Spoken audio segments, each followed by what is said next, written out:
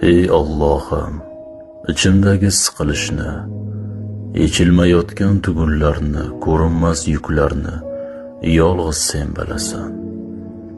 Ismingni zikr etganim sari qalbimga xotirjamlik ber. Meni o'z holimga tashlab qo'yma. Nafsimga mahkum etma. Yo'limni chalg'itgan, qalbimni qoraytirgan har narsani hayotimdan uzoqlashtir. Kuchimni kamaytiradigan har narsani, ichimdagi qo'rquvlarimni izning bilan yo'q qil. Yopiq eshiklarni och. Oldimga chiqqan to'siqlarni xayrga aylantir. Rizqimni halol, qalbimni xotirjam, umrimni barakotli qil. Sevganlarimni asra, duolarimni qabul et.